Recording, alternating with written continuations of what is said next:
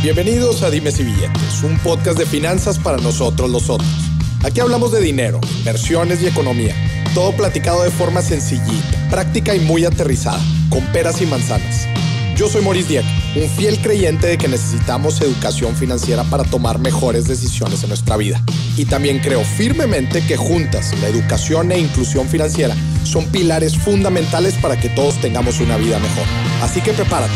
3, 2, 1. Empezamos. Bienvenidos a otro episodio de Dimes y Billetes, en donde vamos a hablar de un tema que le interesa muchísimo tanto a emprendedores como inversionistas. Es un tema que ha ido desarrollándose poco a poco en México. Definitivamente todavía hay muchas áreas de oportunidad, pero es un mundo padrísimo y bien interesante. Les estoy hablando del capital de riesgo, venture capital en inglés. Son estas inversiones, pues inversiones de riesgo en emprendedores, en emprendimientos, en proyectos que, bueno, pues existen diferentes etapas en las que puedes invertir en un negocio. Pues obviamente un negocio va madurando con el tiempo. Y para esto me estoy juntando con un gran amigo, Américo Ferrara. ¿Cómo estás? Bienvenido. Gracias, muy bien, gracias por la invitación. Qué gusto que estés aquí. Director general, dueño de Life's Too Short Capital. Sí, Managing Partner de Life is Too Short. Buenísimo, Américo. Pues, ¿cuántos años llevas ya en este tema? Te platico un poco. Mira, yo viajo en 2009 a San Francisco, a la Universidad de Berkeley, a la Escuela de Administración, que es HAS, que es la Escuela de Administración de Berkeley. Y yo iba a un curso de innovación en procesos y cómo transformar la cultura de una organización hacia una cultura innovadora dentro de la organización. Okay. Entonces llego allá y me meto y empiezo a ver el tema de Venture Capital y tal y tal. Entonces me salgo y le digo a la chava, oye, una equivocación. Dice, mira, pues no te puedes cambiar, dura 3 meses. Aprovechalo, pues ya estás aquí. Okay. O te vuelves. De chiripa entraste. De chiripa. Para esto, a ver, como todo regio, como todo norteño en México, pues por supuesto que ya había tenido yo mis intentos de puestos de tacos y que compra y venta de carros y claro, que como todo norteño que empezó comprando paletas, sí, ¿no? Claro. Pero te das cuenta, ya tenía yo un par de en ese tiempo, pues microempresas, pero eran emprendimientos. Entonces descubro yo el Venture Capital en 2009 y digo, a esto me quiero dedicar toda la vida. Esto me enamoró el concepto, me enamoró la cultura, el camino, la gran oportunidad que representaba esto para México y Latinoamérica. Claro. Y me gustó mucho y desde entonces ahí estoy. Entonces, eso quiere decir ya de 2009 a hoy, pues son 12, 13 años, pero formalmente desde la primera inversión, digamos así, que fue en 2010, pues a 21, pues son 11 años en Venture Capital, ¿no? Claro. Américo, es bien interesante este tema del Venture Capital porque, a ver, negocios y emprendimientos inclusive ideas, pues existen muchas y últimamente se ha impulsado más, ¿no? La cultura del emprendimiento, gente que tenga dinero y que quiere invertir, bueno, pues también hay en el país, pero siento yo mucho que el latinoamericano como que está acostumbrado a la informalidad en esta unión, ¿no? En decir, oye, pues llega alguien, ¿no? Y te toca la puerta, oye, pues quiero que me inviertas en mi negocio. O tú como emprendedor, pues primero son las 3 Fs, ¿verdad? Pues oye, que a los conocidos, a los familiares, pidiendo lana. Pero el Venture Capital es profesionalizar este proceso de inversión entre negocios en etapas muy tempranas e inversionistas e instituciones, ¿no? Me gustaría que primero que nada nos lo platicaras así con peritas y manzanas para toda la gente que todavía no le queda muy claro de lo que estamos hablando, para que lo pueda entender. Mira, quiero dividir la respuesta porque me parece que este tipo de foros son súper ricos y necesarios para esta cultura de inversionista, porque emprendedores sobran. Sí. Lo que falta es la cultura del inversionista, decirlo, ¿y qué es eso? ¿Y cómo se come? ¿Y cómo lo invierto? Buenísimo. Entonces, primero te diría, no hay otro camino, no lo hay ni lo hay mejor, que el emprendimiento como respuesta al desarrollo de las economías emergentes. Es decir, las economías emergentes o le apuestan a procesos paliativos económicos / empleo, fábricas y maquilas, o le apostamos al emprendimiento para que haya esta movilidad social, es decir, cómo paso de una clase social a otra, cómo mejoro mi calidad de vida radicalmente y cómo no mi vida se convierte en 40 años de empleado en una fábrica, en una maquiladora. Entonces, como medida paliativa, las economías emergentes utilizan el tema de las maquilas y las fábricas y tal, pero al final del día debe ser eso desde el gobierno, una medida paliativa, no de desarrollo. Entonces el emprendimiento es lo que nos va a llevar a eso. Ahora, el capital privado, el private equity, se divide de izquierda a derecha, de menos riesgo a más riesgo. Entonces yo inicio con los CETES y en el banco, que bueno, ahora con FAMSA tú dices menos riesgo, pues está cañón, ¿no? Pero bueno, de menos riesgo a más riesgo, y voy pasando por CETES, fondos de inversión tradicional como Value o GNP, o lo tengo por ahí en un fondo de inversión, digámoslo así, tradicional. O nos vamos a manejo de divisas y derivados y bolsa, en fondos conservadores, o nos vamos a bienes raíces y desarrollos, o nos vamos a especulación en divisas y tal, y nos vamos después a proyectos de empresa que tienen pues algún riesgo, ya no es seguro el tema de algún proyecto que tenga por ahí, y hasta la derecha está el Venture Capital. Es más, hay uno más que se llama Las Vegas, que como dice Fabrizio Fati de Ignea, hasta para ir a Las Vegas se necesita conocimiento, entender reglas y tal para reducir el riesgo, ¿no? Pero entonces, el Venture Capital es esa parte del portafolio que debe existir en cualquier portafolio de un inversionista, entendiendo que es lo más riesgoso que tiene que invertir. Es decir, ¿qué tan riesgoso? Pues tan riesgoso como que el 5-10% de las cosas que te van a salir tienen que cubrir el 90% de las cosas que no salieron y el upside de esas 5-10% que salió. Entonces, el capital de riesgo es entrar a temas, porque me dicen, a ver, ¿cómo diferencio yo entre si estoy invirtiendo en una empresa o en una startup? Les digo yo, a ver, ¿hay un problema incierto y gigante? Sí. ¿Hay una solución que apenas estoy testeando? Se dice el tema. Piloteando. Sí. ¿Es incierto? Sí. ¿Le estoy invirtiendo ya a un estado de flujo de efectivo pues que tiene certidumbre positiva? Nunca. Entonces, es escalable y los retornos pueden ser de 10x, ¿no? O sea, no estamos hablando de tires de tasas de retorno normales de 5, 10, 15, 20%, estamos hablando de tasas de retorno de 10x, 20x, 7x, ¿no?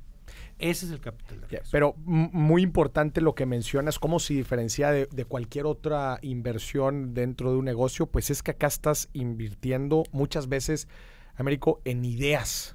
No tienes un flujo de efectivo ya establecido, pues no tienes resultados, no tienes garantías. Entonces, pues es riesgoso, ¿no? Y por eso se llama capital de riesgo. Sí, totalmente. Fíjate que vengo de mentorear a un emprendedor que me decía, oye, quiero presentarte mi startup y tal, y terminamos diciendo, no es una startup, estás iniciando un JV, un joint venture, se están juntando un par de despachos y están abriendo una nueva línea de negocio, pero eso no es una startup. Entonces, me decía, ¿y cómo sé? A ver, bien sencillo.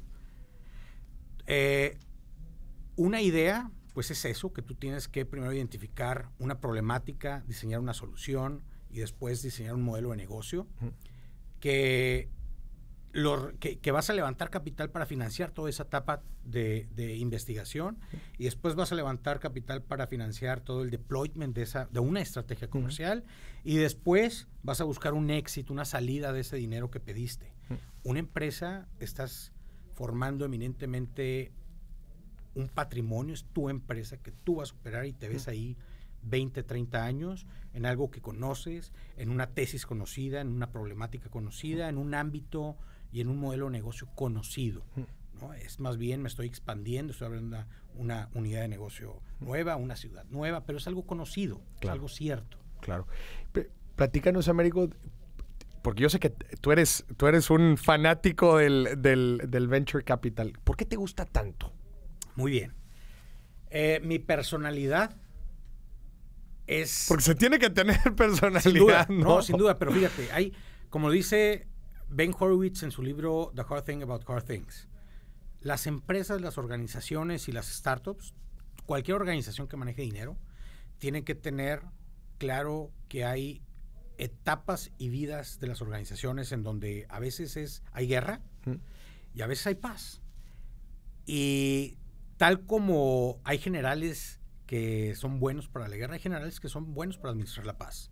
Entonces, Wartime CEO y Peacetime CEO es un concepto muy interesante que plantea Ben Horowitz, que es, hay personas que pueden manejar muy bien un IBM y estar tranquilos ante una certidumbre con algo conocido y estar expandiendo un modelo de negocio conocido.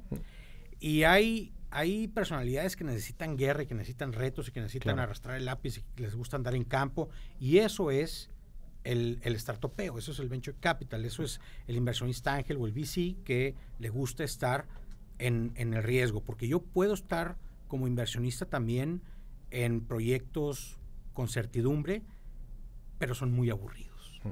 Y hay gente que me dice, yo no puedo con el riesgo que tú manejas, Américo. Yo no puedo estar pensando cómo pierdes dinero en esto y ganas dinero en el otro. Yo necesito saber que estoy ganando dinero de manera permanente. Si no, no puedo dormir. Es de personalidades, ¿no? Y es que, tú lo has dicho, es de personalidades también de mismas aptitudes, ¿no? Se requieren muchas cualidades, el estar al frente de la batalla y lo que jala y lo que no, y luego pivoteando.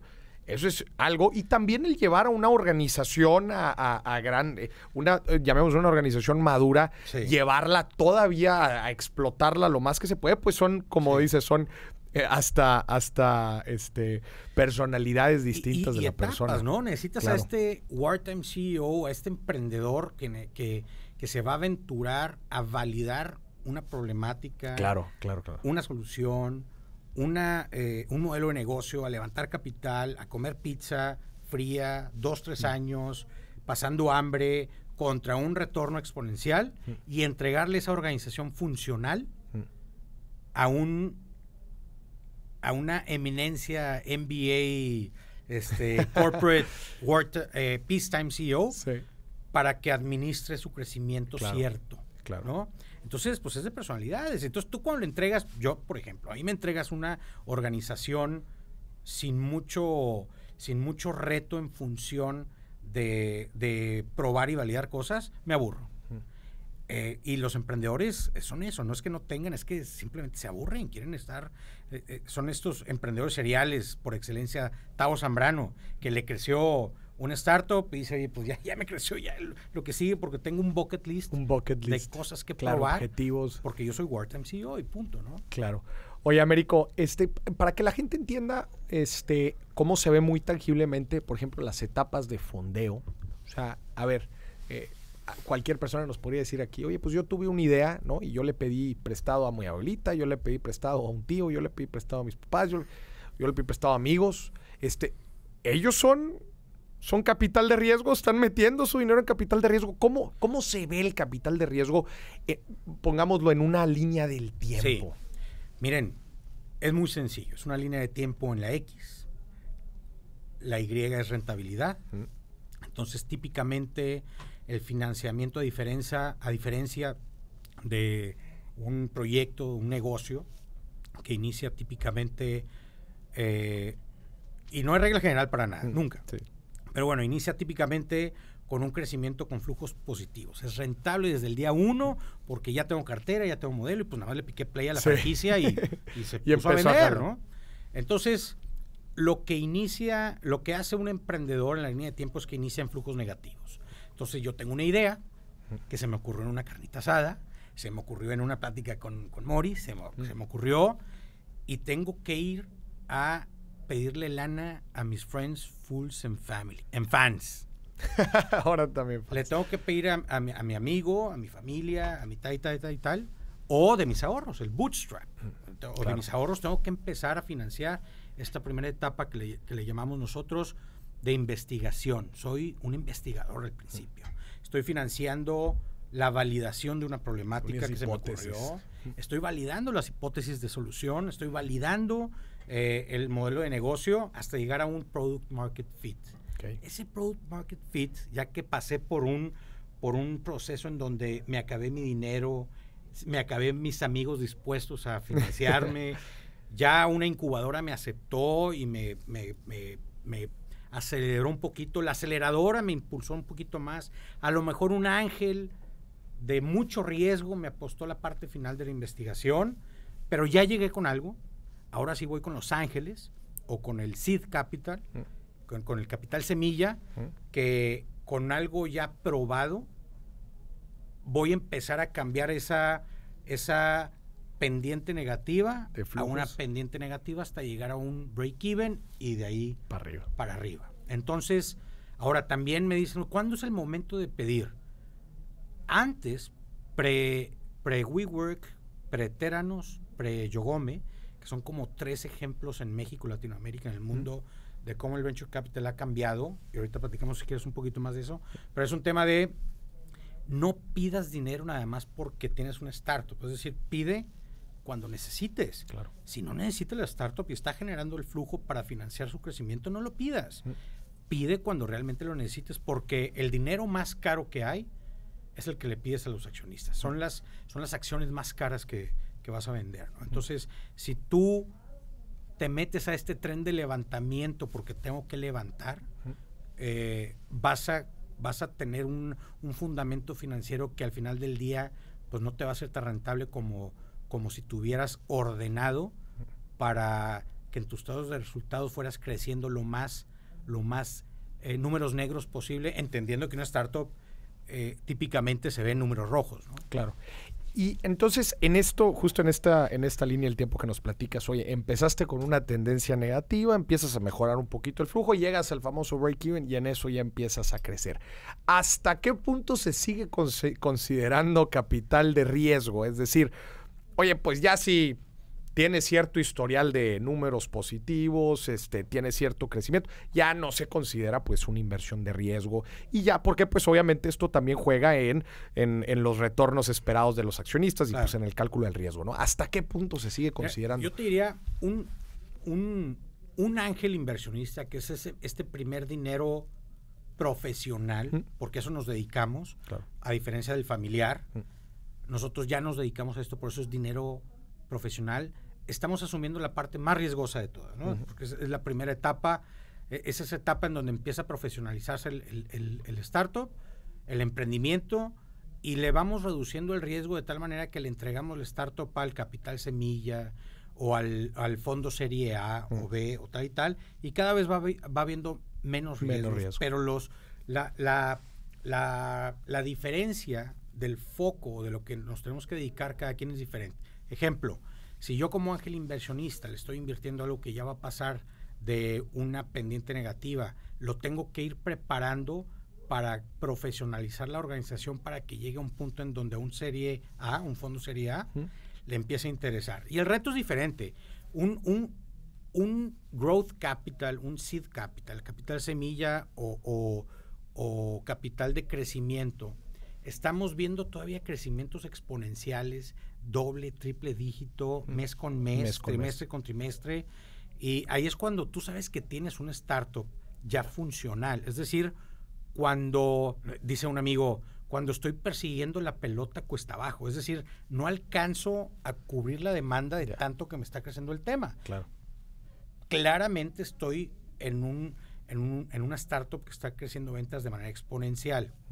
Cuando llegas tú a una etapa de madurez, empieza a estabilizar esa línea y llegan las series A y series B, estos fondotes grandotes, que su reto, ya su riesgo, como bien lo dices, su riesgo de validación, de hipótesis, de crecimiento, ya pasó. Ahora el reto de ellos es, ¿cómo hago yo que esto que ya funcionó en LATAM se vuelva mundial? Claro. Entonces el reto que ellos asumen es llevar ese tema regional a una escala global. Modelo. Pero sin duda yo te diría que la tasa de quiebres, digámoslo así, de esas startups maduras es muy poca. Es muy poca. Generalmente una vez que ya te está invirtiendo un serie A o un growth capital un poquito antes, pues ya es claramente sobre una avenida de rentabilidad bastante clara, bastante sólida, y el reto es la expansión global. Claro. Que tú puedes decir, así como Uber o Rappi dijo, oye, voy a abrir México y pum, para atrás, no alcanzó. Pero no quiere decir que Rappi Colombia dejara de crecer. Claro. Hizo un segundo y hasta un tercer intento hasta que prendió México. Pero en Colombia seguía funcionando. Entonces, esa serie A, serie B, el reto es de ellos. No es tanto el riesgo de que funcione o no funcione, sino que la expansión funcione o no funcione. Que eso es lo que en realidad les va a dar los retornos que están esperando por un negocio ya, digamos, como dices, de poco riesgo en el modelo de negocio. Sin duda, ellos lo que buscan es pasarlo a un tamaño tal que se le antoje a una empresa total. A una empresa total. O a la bolsa de valores para ellos recuperar ese riesgo que asumieron de hacer algo global, que era algo regional. Me gustaría puntualizar aquí, por si hay uno que otro perdido, que creo que es importante mencionar el fundamento de las inversiones, porque ahorita cualquiera podría estar diciendo, bueno, oye, ¿para qué están invirtiendo con tanto riesgo, no? Como que ¿cuál es la necesidad, no? Un punto importante, ya lo mencionó Américo, y pues bueno, es cierta aptitud y personalidad de estar bajo estos retos constantes, y obviamente pues el fundamento alto riesgo es alto rendimiento, ¿no? Entonces, pues entre más incierto, entre menos hipótesis probadas, entre menos prueba de que en verdad el negocio funciona, entre más temprano le metas un negocio, pues más grande puede ser tu rentabilidad. No, y al final del día me parece que es un tema, y tú le entiendes mucho mejor a esto que yo, es el tema de portafolios. Es decir, mientras que en Estados Unidos, creo que en 2020, no sé si llegamos a tasas negativas, pero llegamos a un punto en que si tenías el dinero en el banco, perdías. Entonces, desde ese punto hasta el venture capital, me parece que todos debemos de tener un portafolio que se adecue a nuestra personalidad, para aprovechar las diferentes tasas que te pueden ofrecer todo tipo de inversiones. Todo tipo de activo. Que si tú te quedas nada más en bienes raíces o en divisas o nada más en bolsa o nada más en CETES, pues te estás perdiendo de un upside de otras cosas más riesgosas, pero que a lo mejor te pueden elevar 1, 2, 3, 4 puntitos tu tasa promedio de tu portafolio, ¿no? Entonces, me parece que es importante tener un portafolio diverso para eliminar ese riesgo, como tienes diverso en países para eliminar el riesgo país, como tienes diverso en herramientas para tal y tal, ¿no? Pero al final del día me parece que tenemos que hacerlo lo más jóvenes posible. Yo traigo el típico ejemplo de empecé a invertir muy tarde. Es algo que me encanta de ti, de tu programa, que pues invitas a la banda a que entre más joven, porque es cierto y desgraciadamente nos damos cuenta muy tarde que empezamos tarde. Entonces hay que empezar temprano, ¿no? Y si tienes 20 años, pues pon el 90% en venture. Si tienes 60 años, pues el 5%, ¿no? Claro. Algo que puedas manejar. Y también desde un principio, yo les recomiendo mucho a la gente algo que en verdad te vaya a dejar aprendizaje, ¿no? O sea, me encanta, a mí, si hay algo que me encanta el Venture Capital, es que te reta a ti a en verdad analizar cuál es ese activo de inversión que estás obteniendo, que en este caso pues es este negocio, y por qué lo vas a meter en esa idea que te dijeron o por qué no en esta otra, y analicen las variables y parámetros que van sucediendo a lo largo del tiempo que hacen de un negocio exitoso y otro no. Ahorita me encantará que nos platiques de tus historias. Muy al principio decías, pues si inviertes en 10 empresas, pues le estás tirando a que 1 o 2 te den el éxito más el upside que todas las otras 8 que no. Entonces, me imagino que tú has de tener un insight bien padre de what makes a great company work, ¿no? Y qué es lo que diferencia a una empresa exitosa de una con no. Y me encantará poderlo escuchar. Américo, antes de ir, oye, creo que este episodio se nos va a ir muy largo, pero es que está bien interesante, la neta. Una pregunta que me hacen muy seguido.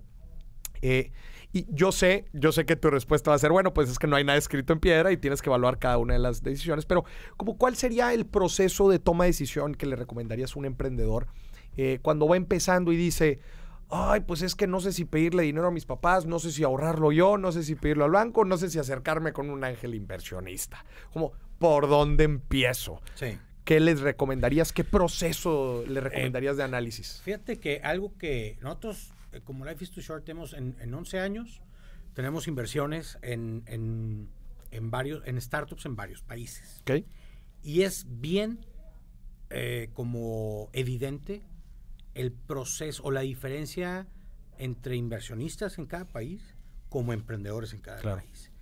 Y algo que cada vez menos y menos, pero el emprendedor México o latinoamericano es muy diferente al, digamos, al indio o al digamos, al de Israel o al de Alemania o al de Estados Unidos. En función de que somos muy poco profesionales. Es decir, somos muy ocurrentes, nos vale la metodología, el instructivo de la tele que acabo de comprar o de Lego lo tiro. Exacto. Entonces, yo les diría, le hace cada vez menos y menos, insisto. Pero nos hace falta en México y Latinoamérica ser profesionales del emprendimiento. Es decir, entender que hay metodología, entender que hay etapas, entender los economics, entender el camino del dinero, por qué, entender que yo tengo que hacer mi due diligence, mi diligencia de a quién le voy a pedir dinero, no nada más ellos a mí, etcétera, etcétera, ¿no? Entonces, uno es entender el juego. Le digo yo en mis talleres de emprendimiento, les digo, es como entender la cancha a la que me estoy metiendo, ¿no? Las reglas del juego. Las reglas del juego del venture capital son muy diferentes a una franquicia o a un negocio que estoy empezando. Son muy diferentes, ¿no? Claro. Entonces, rodéense de mentores, vayan a estas colisiones, le llamamos, estas collisions, elbow rubbing, ¿no? Codo con codo en Folk Up Nights, en Disruptive Angels, en cafés de emprendedores, en podcasts. Es decir, empápense del vocabulario, de las ideas, conozcan gente, vayan a todos los gente que está en el medio, ¿no? Hay que estar ahí, claro. Hay que estar ahí. Y justo, si me dedico a la cerveza artesanal, pues estoy en todas las ferias artesanales de cerveza. Claro. Estoy en los patios y en los jardines de cerveza de todas partes y nos juntamos en comunidad. Bueno, igualito en el emprendimiento. Tenemos que juntarnos con el ecosistema emprendedor. Ecosistema.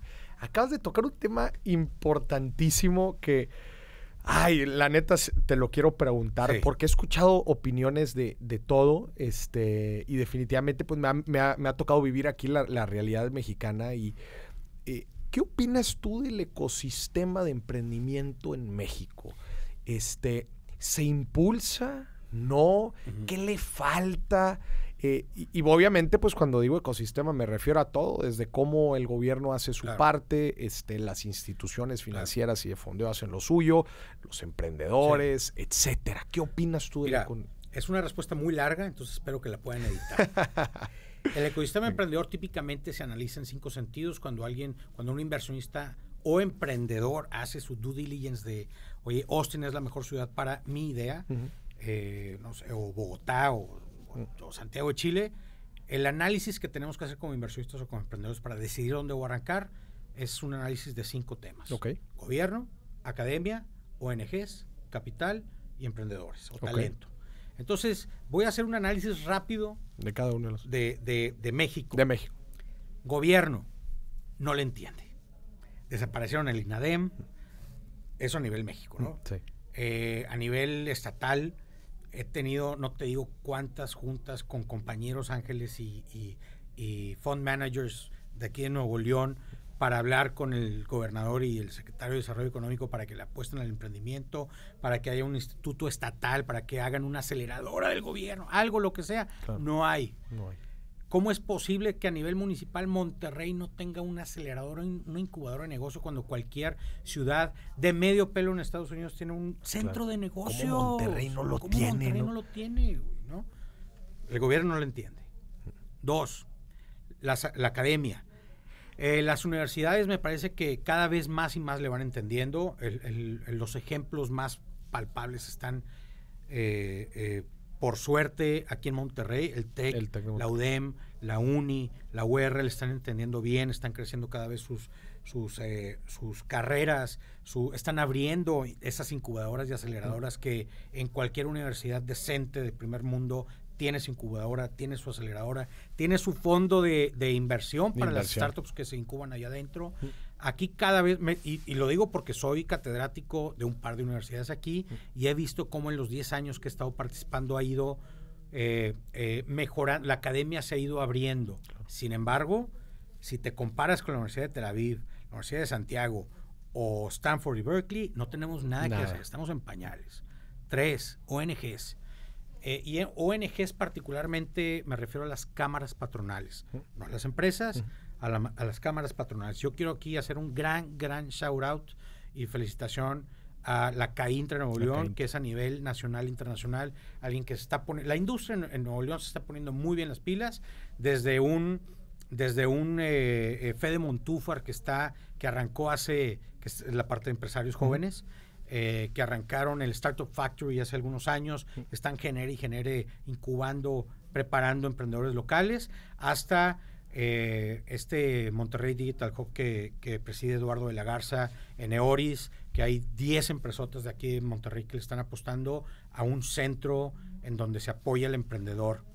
Entonces, hay la ONG, dígase Cámara Patronal aquí en Nuevo León, no en México, en Nuevo León la están entendiendo muy bien, en México están dormidos las cámaras patronales en función del emprendimiento. Capital. En el tema del capital me parece que, otra vez, me ha tocado vivir como en 2010 le hablaba yo a un inversionista de Venture Capital y te decía, a ver, por eso, pero ¿dónde están los dividendos de la vaca dando mes a mes? ¿Dónde están los fierros? ¿Qué es eso que una startup, que una plataforma y que hay que apostarle al crecimiento y en 5 años la vendemos y ganamos? No entiendo. Hoy hay mira, en 2010, cuando inicio yo Life is Too Short, éramos no más de 30 fondos Venture Capital o Angel Investment en México.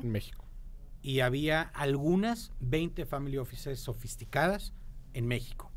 Hoy hay más de 100 fondos en México y más de 150 family offices que invierten en... O sea, en 10 años ha crecido muchísimo. El capital ahí va. Nos estamos convenciendo de que tenemos que guardar de nuestro capital disponible para invertir en Venture Capital. Vamos muy rápido. Y finalmente el talento. Me parece que el talento mexicano es muy bueno.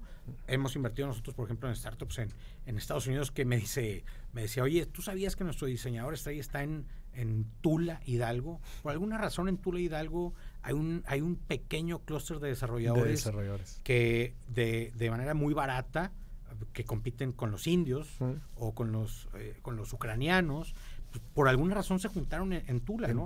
Pero lo que te quiero decir es que al final del día no se trata de hacer un ecosistema emprendedor en donde el talento local sea la estrella, sino hacer un ecosistema emprendedor en donde el talento del mundo vaya a la ciudad para emprender. Es decir, el 90% de los emprendedores de Silicon Valley pues no son de ahí. Es el talento del mundo que va ahí. Lo que se está convirtiendo Guadalajara o Bogotá o Santiago de Chile o Tel Aviv es que están siendo el epicentro de la región y atraen el talento de todas partes a emprender ahí. No quiere decir que desarrollemos al talento local, que sí, pero la idea de un ecosistema emprendedor en función del talento quiere decir hay que ser tan atractivo en algo que el talento del mundo diga, tengo que ir a Monterrey si quiero este tipo de emprendimiento. Claro. Y esto también es pregunta, ¿debería como de cada ciudad tener su... ¿Cómo te lo digo? Su ADN. Su ADN, ahorita dijiste personalidad, su como enfoque. Sí. Mira, hay una metodología que lidera el MIT, se llama RIP, MIT.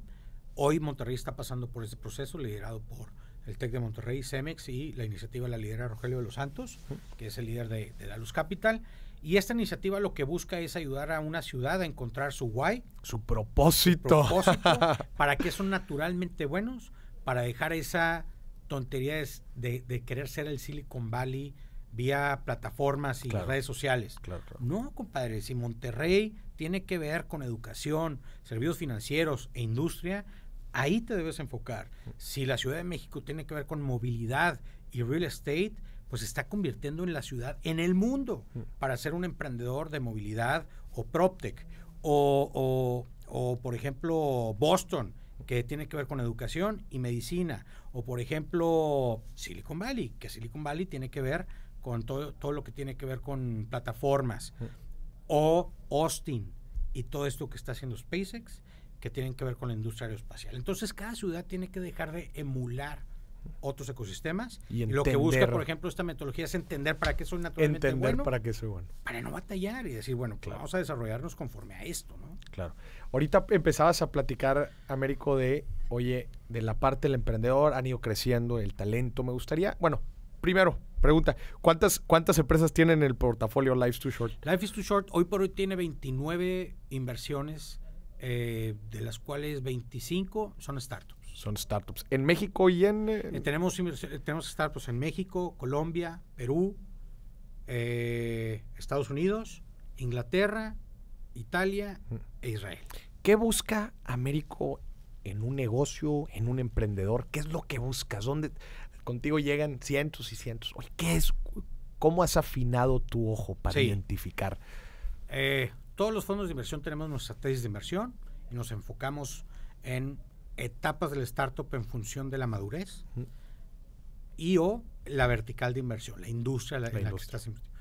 Pero al final del día todos tenemos el denominador común de el emprendedor. Al final del día el héroe de todo el tema es el emprendedor. Una buena idea con un mal emprendedor no tiene futuro. Una idea más o menos buena con un emprendedor o un team extraordinario la van a romper, no hay duda. Entonces al final del día le apostamos al emprendedor.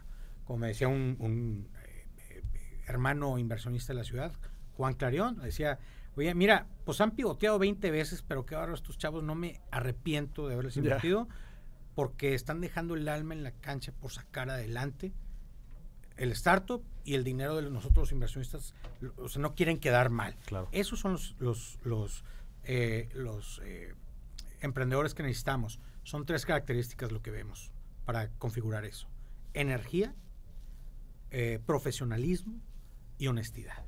Entonces, si tú eres un emprendedor que necesita trabajar en su honestidad, en su profesionalismo y en su energía, es probable que porque te están bateando, entrecomillado, te están bateando, porque el bateo en el venture capital, cuando recibes un no de un inversionista, siempre les digo, es un no así ahorita, pero vamos a vernos en un mes, en 2 meses, en 3 meses. Yo pongo el ejemplo de Moneypool con Nacho Álvarez, que me estuvo buscando durante 2 años, hasta que dije, ya me cuadró la tesis, ya me cuadró el problema, ya me cuadró tu team, ya me cuadró tu plan, entonces ya invierto, ¿no? Entonces el tema es, no así ahorita, te falta ser más profesional con la data que me estás manejando, te falta energía, estás muy agüitado, no sabes vender todavía, no lo sé, pero es energía, profesionalismo, y el tema de la honestidad, pues no tengo ni que mencionarlo, ¿no? Pues a ver, claro.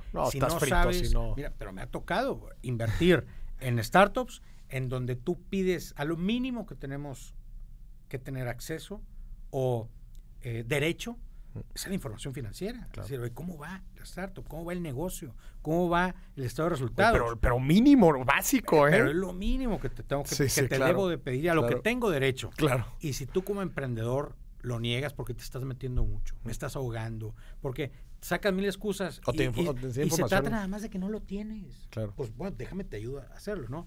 Pero lo que te quiero decir es, hay emprendedores que se niegan a dar información porque no saben cómo entregarla o porque simplemente te dicen no estás jorobando, ¿no? Pero si no sabes hacer eso, es imposible hacer un negocio más grande si no puedes mantener tus números en orden cuando estás pequeño, ¿no? Claro. Américo, ¿cuál ha sido tu experiencia con la educación financiera de los emprendedores? Generalmente, de manera general, los emprendedores son empíricos en todo. Pues sí. Son empíricos en todo. Y van aprendiendo conforme su startup les va pidiendo. Si su startup les está pidiendo al principio ser investigadores de mercado, pues se ponen la que son investigadores de mercado y a ver cómo se arma un focus group y cómo si tu startup te va pidiendo código y desarrollo digital, pues le metes y no eres tú un tecnólogo, pues tienes que meterte o te consigues a alguien. Claro. Si tu team empieza a requerir capital y tienes que empezar a hacer cash flows y proyecciones, pues empiezas a ir con Morris a decirle, oye, compadre, ¿cómo se arma estos resultados? ¿No? ¿Cómo se picha? Si mi startup está ya en un nivel de ventas, pues ¿cómo armo un team? ¿Cómo armo una estrategia comercial? ¿Cómo te da? Entonces, al final del día me parece que lo que nadie puede hacer mejor que tú es en el liderazgo y cohesión del equipo. Nadie te lo va hacer por ti. Todo lo demás o lo puedes adquirir, o lo puedes contratar, o te puedes asociar, pero el tema de liderazgo es lo único que es muy difícil de desarrollar, y los emprendedores que no lo tienen generalmente se asocian con alguien. Digo yo mucho esta analogía.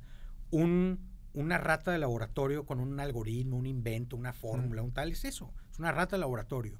Y un merolico de Iztapalapa que vende pócimas mágicas, es decir, no tiene nada que vender, pero sabe vender aires acondicionados en Alaska, pues va a vender eso, ¿no?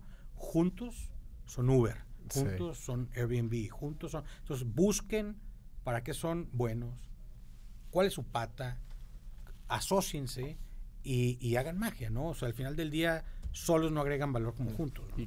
Importante lo que dices, ¿no? De cómo ir armando tu equipo de gente que se vaya complementando con las diferentes cualidades y aptitudes. Américo, ahí te va. Esta pregunta tiene que ver mucho con the secret sauce de todo fondo, ¿no? ¿Cómo evalúas tú el riesgo-rendimiento de cada inversión que haces? Ahorita definitivamente nos platicas, es una de las partes más importantes, el en verdad entender a un emprendedor y decir, ¿sabes qué? Esta es la persona que yo estoy seguro que puede llevar este proyecto a un siguiente nivel. Pero definitivamente aterrizas algo de números, ¿no? Cualidades del negocio o pruebas, lo que tú quieras. Pero ¿cómo mides tú el retorno y el riesgo al que te estás metiendo? Mira, al final del día lo que buscamos es reducir el riesgo. Claro. Entonces, si tú emprendedor entiendes que mi responsabilidad es bajarle el riesgo a mis inversionistas, y tú me vas demostrando con hechos, con objetividad y con trabajo que puedes reducir ese riesgo, es un check, ¿no?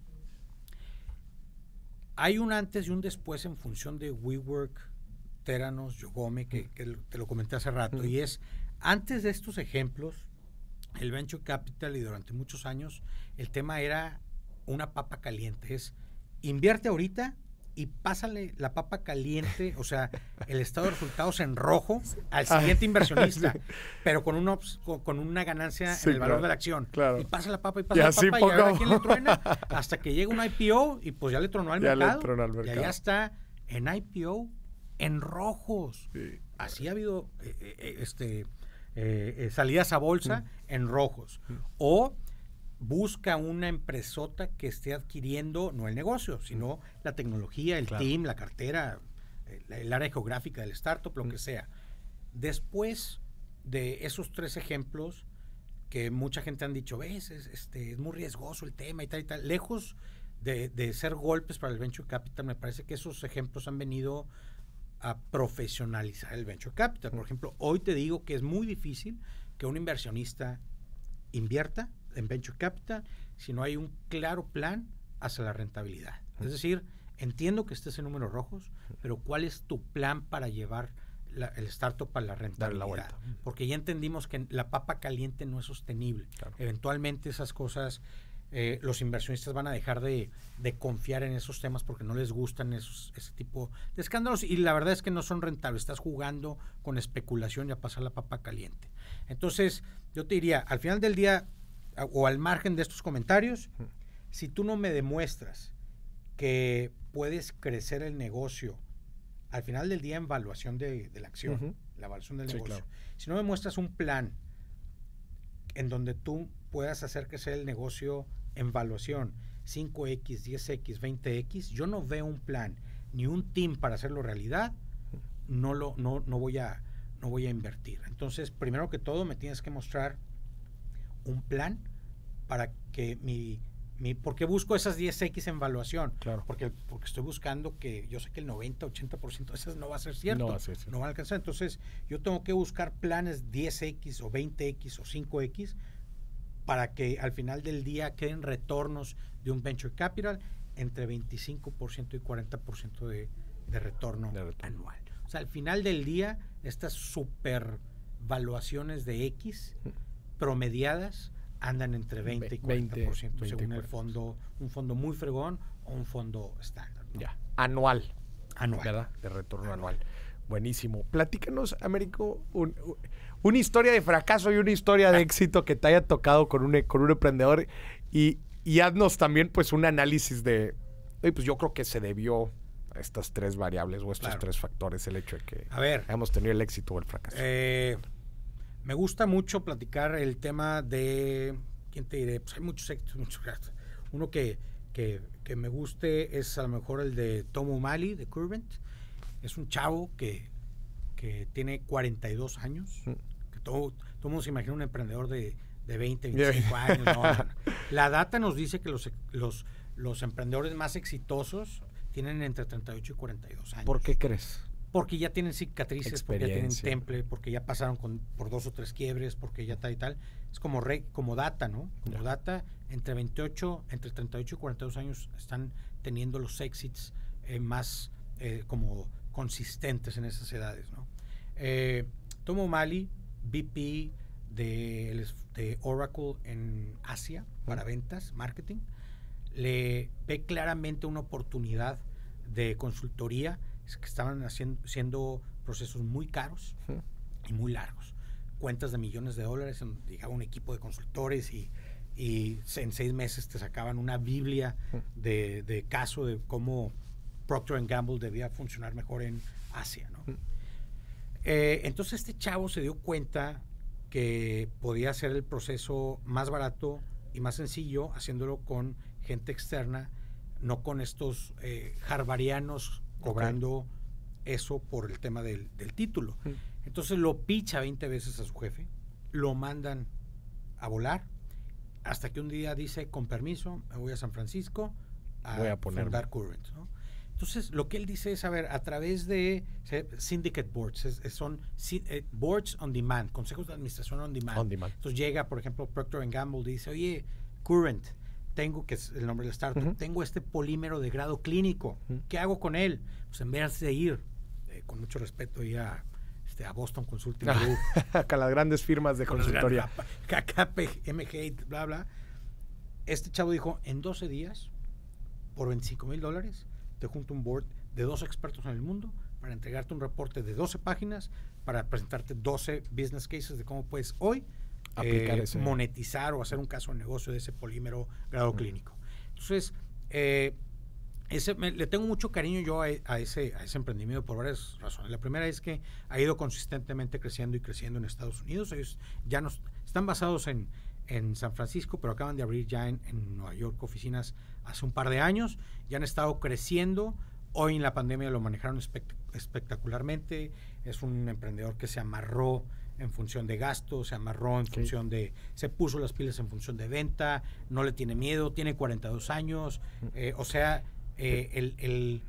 No está el tema, es que no le entiendo al mundo de hoy porque tengo 40 días, estoy muy viejo, ¿no?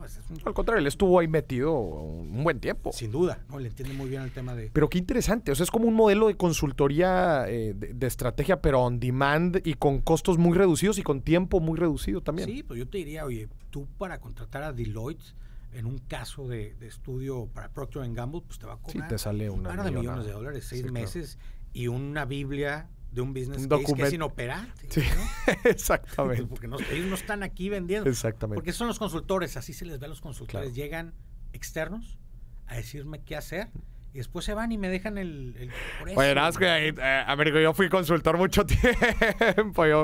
Pero no, entiendo las áreas de oportunidad definitivamente. Entiendo las áreas de oportunidad definitivamente. Y bueno, pues digo, en este modelo sí suena que es muy eficiente, ¿no? El trabajo. Ese es el caso de éxito. Entonces, ahora, caso de terror. Caso de terror. No quiero mencionar quién ni qué, porque no se trata de venir a quemar definitivamente. Banda. Pero sí puedo decir, oye, un emprendedor que se autodefinía como un emprendedor de riesgos, un startupero, llega con una visión, llega con una problemática validada, con una solución validada, con un modelo de negocio que estaba funcionando. Finalmente le invertimos y tuvo varios fracasos, y eso es un mal due diligence mío. Okay. Es responsabilidad mía. El emprendedor tiene sus patas cojas, sin duda, pero la responsabilidad de haberlas visto y detectado son mías como inversionista. Entonces... Me encanta, nada más voy a hacer un paréntesis bien rápido, me encanta esa actitud, porque esa es la actitud de un inversionista. No, pues es que en eso que invertí, pues resulta que no me di cuenta que Bitcoin subía y bajaba así. Pues esa era tu chamba, es tu jale, exactamente. ¿No? Entonces, responsabilidad sobre las decisiones. Oye, Maurice, pues era toda la información que tenía en el momento. ¿Pudiste haber conseguido más información? ¿Qué te faltó? Y bueno, pues tomaste esa decisión, ¿verdad? Pero bueno, me encantó, nada más quería hacerla. A ver, ¿cuál fue el gran tema ahí? Lo que decía hace rato, la información financiera. No te la doy porque entro en un proceso de lucha con mi inversionista. ¿Por qué te voy a dar si no estás de acuerdo con lo que estoy haciendo? Pues porque me dijiste que íbamos a comportarnos. Tú me vendiste un plan y te estás yendo por otro plan que nada tiene que ver con una startup, tiene más que ver con un tema artistoide de ego y en donde tú eres el centro y no el plan que nos habías vendido, ¿no? Ya. La falta de acceso a la información y una total incapacidad de recibir retroalimentación de manera positiva. Entonces, esa es una pata que tiene el emprendedor sin duda, pero mi chamba era haberlo detectado. ¿Y qué hubieras visto? ¿Dónde te faltó poner el ojo? Primer error que cometí, me moví por el estómago. Dijiste, tengo buen feeling, me late. Que es importante, ¿eh? Sí. Como dice un amigo, oye, ese me late tiene muchas diferencias entre un chavo de 25 años y un chavo de 45. Claro. Ese melate del de 45 es un melate muy informado, con mucho olfato. Con experiencia. ¿No? Pero bueno, al final del día fue un me lateó. 2, no había un plan claro de esos crecimientos. Estaba la visión, pero no estaba el plan. Pero yo confiaba en su energía y en mi capacidad para mentorearlo y desarrollarle la capacidad. Y me parece que tenemos que apostarle a emprendedores que ya tengan un cierto grado de capacidad y de actitud y no empezar de cero. 4, no le hice caso a mi equipo, a mi comité interno de inversión. ¿Qué te dijo Nanay? Que me dijeron, Américo, no está listo, está incierto, lo vemos medio artistoide, no le sabe a las finanzas, le falta desarrollar ciertos capabilities, la va a hacer, confíen en mí, palo, hazle caso a tu equipo, a tu comité de inversión, si no, ¿para qué los tienes? Ya, que ese es un punto también bien importante, especialmente en las startups, cuando hablamos, por ejemplo, de consejos de administración o comités de apoyo que inclusive pues están armados mucho por gente que atraen los inversionistas y que creemos de, espérate, yo cómo voy a necesitar un consejo, pues si yo estoy apenas arrancando el negocio, pero bueno, pues 2 cabezas siempre piensan mejor que una, ¿no? Y aprovechar el expertise de tu equipo de inversionistas. Al final de cuentas, es gente que está rodeada del ecosistema, de otros casos de éxito y otros casos de fracaso. Entonces, ¿cómo puedes apalancarte, usarlos para crecer el negocio, ¿no? Que esté en el interés de todos. Es absurdo no hacerle caso a los inversionistas que de eso viven. Claro. O sea, un venture capitalist, un ángel inversionista, de eso vive. O sea, es más, lo que menos necesitas de él es el dinero. El dinero, tú juntas a 10 amigos con tarjetas de crédito y 100,000 pesos cada quien, tienes $1,000,000 mañana. Sí. Lo que no tienes es casos y casos de éxito y de fracaso que te pueden aportar, güey. Claro. Entonces, el network que te pueden dar, un montón de cosas que sería absurdo no aprovecharlo, ¿no? Si quieres ir por dinero, pues es mejor pedirle amigos, es más, sale mejor el banco y la tarjeta de crédito. Sí. Américo, vamos a las dos preguntas finales del episodio. Vamos a ponernos en los zapatos de la gente que nos esté escuchando. Imagínate que hay un emprendedor, nos está escuchando, que dice, buenísimo, ya he escuchado antes sobre estos fondos de capital de riesgo, no me he atrevido, pero bueno, ya escuché el episodio y la neta es que me convencieron, quiero ir a tocarle las puertas a alguien. ¿Cuál es el primer paso, el caminito que debe seguir esta persona para acercarse a los VCs? Muy bien. Primero, yo les diría, hagan un listado de ángeles inversionistas en la ciudad, en la comunidad, en las ciudades a donde tengas acceso, o de fondos, y entiende muy bien qué busca cada quien. Es decir, si le vas a pichar algo de energía a alguien que invierte en educación, te va a batear. Si le vas a pichar o a levantar, a pedir $50,000 a alguien que invierte 10,000, pues te va a batear, claro. Etcétera, etcétera. Haz tu diligencia para picharle a la gente correcta, porque la mayoría de las veces te batean porque no le pichaste a la gente correcta. Claro. Y después se sienten los emprendedores porque dicen, no, es que me batió. Pues no, pues es que pues no invierten en esa industria, ni esos tickets, ni tal y tal. Claro. ¿No? Entonces, haz tu lista, haz tu research en LinkedIn, ve dónde ha invertido, habla con otros emprendedores receptores de inversión que ya les invirtieron, para ver qué le interesa, claro, por dónde le muevo, cómo le picho, cómo tal y tal, ¿no? Entonces, haz tu lista y haz tu daily para saber a quién picharle. 2, el pitch es importante. Tu presentación que se vea profesional, y profesional no quiero decir picos y pericos en el PowerPoint, no.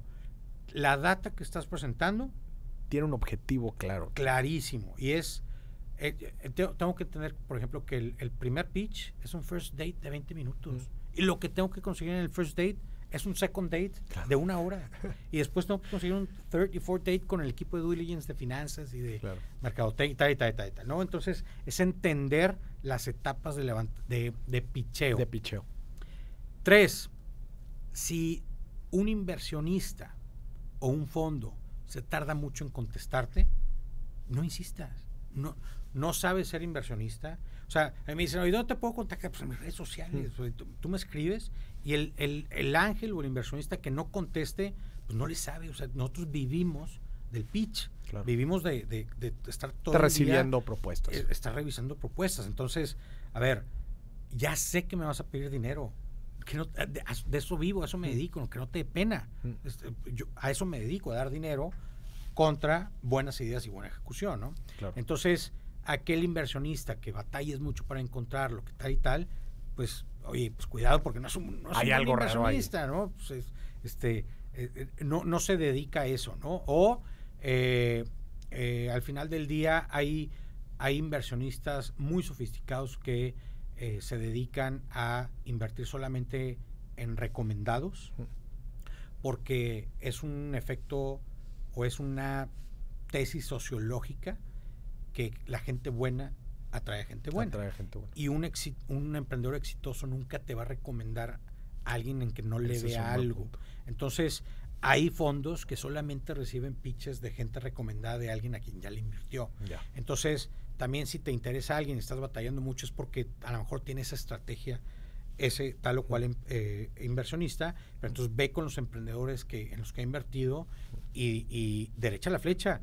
A ver, dime si no me va a recibir y dime por qué no para trabajar en ello. Entonces, a ver, haz tu lista y picha, y el que no te reciba, descártalo, pero no te agüites. Tienes que tener un ego más grande que los vendedores de seguros. Sí. O sea, si esos güeyes reciben 200 nos al día, tú vas a recibir 250. Tienes que tener, o sea, un ego muy grande para... Claro.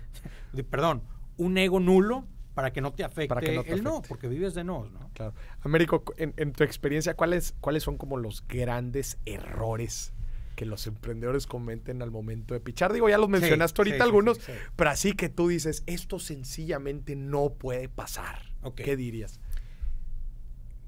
Creo, me parece, opino, siento, olfateo. No, compadre, a ver. Cuando sepas, cuando me demuestres, cuando me enseñes en la cara resultados de la investigación, del focus, de las ventas, de tal y tal, vienes conmigo.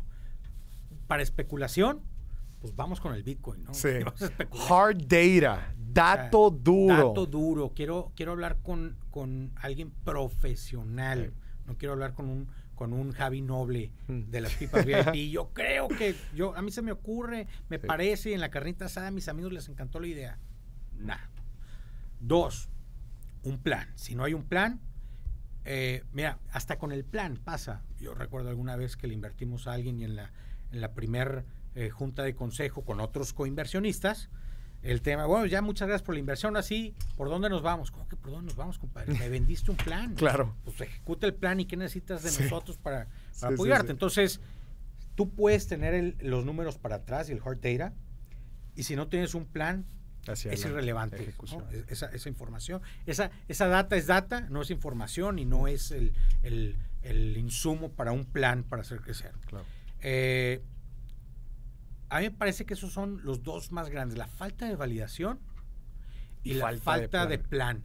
Pero bueno, te diría que la tercera es un tema de equipo, es decir, si yo claramente no te veo el liderazgo, no hay manera, porque al final del día le estamos apostando a la gente. Claro. O sea, al final del día todo se reduce a la gente. Si no te veo con energía, si no te veo honesto, si no te veo, acepta la retroalimentación. Claro. No estés bateándole todo al que le estás pichando, porque una cosa es no aceptar retroalimentación, la otra cosa es batearle porque tengo el dato. Es decir, no es lo mismo contestarle con un dato duro a decirle no es cierto, no es cierto, sí, no es porque cierto, creo que no. Sí. Foco rojo. Alguien con el que no puedo platicar en el pitch y rebatirle y darle retro, es un pain para siempre. Y te encargo al rato, en las juntas, ¿no? Claro. Entonces, anota. Se vale decir, no sé, no lo tengo claro, lo voy a investigar. En la siguiente reunión te traigo ese dato, lo voy a contemplar, déjame correr ese escenario. Es decir, queremos ver gente con ganas de input para mejorar su output, ¿no? Yeah. Y si no vemos eso, y eso pasa muchísimo, que los emprendedores en un afán de demostrar seguridad, en un afán cometen el error de caer en el ¿cómo te diré para que no se vea muy gacho? Me la sé de todas, soy el Juan Camaney, para demostrar una falsa seguridad. No claro. Quiero que me muestre seguridad. Sí, porque luego dicen, ay, no quiero mostrar debilidad porque luego por eso me van a batear y van a decir, ¿no? Entonces, exacto. Hay que encontrar bien ahí sin duda, ¿no? Entonces hay que diferenciar muy bien entre el aceptar retroalimentación y el mostrar seguridad. Ya. Américo, ahora vamos a la otra parte. A ver, quizás la gente que nos está escuchando tiene un capital, ha invertido quizás en otros negocios, pero le gustaría profesionalizar un poquito más este proceso, ¿no? Ya lo platicamos, falta profesionalismo al momento de invertir, ¿no? ¿Cómo yo me empiezo a acercar a empresas, a emprendedores? ¿Voy mejor con un fondo para dar mi dinero? Y que un fondo a través de su comité y de su tesis, etcétera, ejecute las inversiones. ¿Por dónde empiezo? Soy inversionista. Si le quiero entrar al Venture Capital, tengo ahí un dinero disponible para eso. A mí me parece que la estrategia correcta es hacerlo en dos vías. Una es darle parte de ese dinero disponible para invertir a un fondo que la sabe hacer muy bien. Okay. Voy con Dila Capital, voy con Ignia, voy con Dux Capital. Con Life's Too Short. Life's Too Short, para que inviertan y entender muy bien sus procesos y entender cómo le hacen, ¿no? Y por la otra, buscar coinvertir con alguien que le sepa. Es decir, así empecé yo con la primera inversión en 2010, en Current. Precisamente un hoy socio coinversionista en esa startup, me acuerdo que me dijo, Américo, deja ya de estudiar, déjate ya de cursitos de Venture Capital, tengo un buen deal, yo voy a invertir. Venga. No inviertas a través de mí, coinvierte conmigo. Y fuimos como 5 ángeles para que te sientes con nosotros y veas cómo hacemos el due diligence, qué preguntas hacemos, cómo buscamos el pitch, ya invertimos, qué pasa en las juntas de reporte, qué pasa en las juntas de consejo de administración. Entonces, pégatele un ángel y busca coinvertir con ellos o pégatele a un fondo dependiendo del capital que tengas disponible, porque hay tickets mínimos de inversión por cada fondo. Entonces, búscate un fondo que te guste su tesis, su industria, su ticket, que te alcance, o que no esté muy chico, porque también, o estás muy grandote. Yo he tenido que rechazar inversiones porque están muy grandotes, ¿no? Entonces, yo me iría por ahí, coinvertir con un ángel para aprenderle y con toda la claridad del mundo. Oye, compadre, enséñame a invertir, vamos, ¿dónde coinvierto? Claro. De eso tengo un montón, afortunadamente, de amigos que cada vez más y más dicen, oye, yo quiero coinvertir, y the more, the merrier. Entre más ángeles. Mario García, de Angel Hub Monterrey, está haciendo cosas bien padres de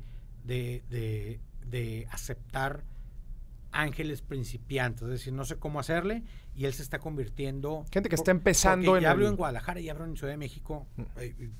Es un gran shout out para él y para Santiago Sada de Angel Hub, en donde están enseñando a los inversionistas a ser ángeles inversionistas, o sea, inversionistas en Venture Capital, ¿no? Y la otra, pues claramente ser limited partner o inversionista de un fondo pues, ya establecido, ¿no? Ya. Pero adelante, háganlo, se van a arrepentir si no lo hacen.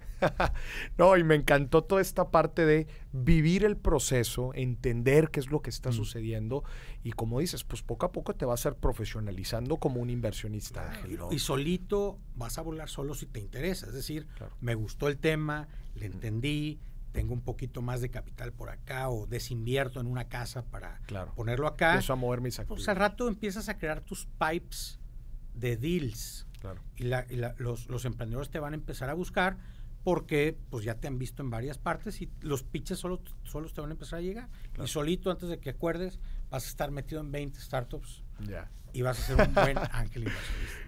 Híjole, Américo, muchísimas gracias. Estuvo brutal el episodio. Seguramente vamos a estar por acá otra vez con algún tema relacionado a Venture Capital. Te lo agradezco. La verdad es que llenaste de carnita todo el episodio. Te agradezco mucho. ¿Algún otro mensaje final para todos los emprendedores e inversionistas allá afuera? Un par de cosas. La primera es entender y comprar el tema de que la respuesta para México y Latinoamérica es el emprendimiento y no las fábricas y las maquiladoras. Vamos a apostar al emprendimiento todos, gobierno, academia, cámaras patronales, capital y el talento. Y 2, ordena el éxito. No busques primero el orden y después el éxito. Si tú buscas tener tu asistente y tu chofer y tu mozo y tu tarjeta de presentación y tu branding sin nada que vender, es dinero tirado a la basura. Itera, lanza, prueba y cuando veas que no puedes alcanzar la demanda, entonces empieza a ordenar el éxito, no al revés. Ya. Américo, muchísimas gracias. Gracias por estar aquí en Dimes y Billetes. Y bueno, pues nos vemos pronto entonces para otro episodio. Muchísimas gracias a ti que nos estás escuchando. Esto fue otro Dimes y Billetes. Hasta la próxima.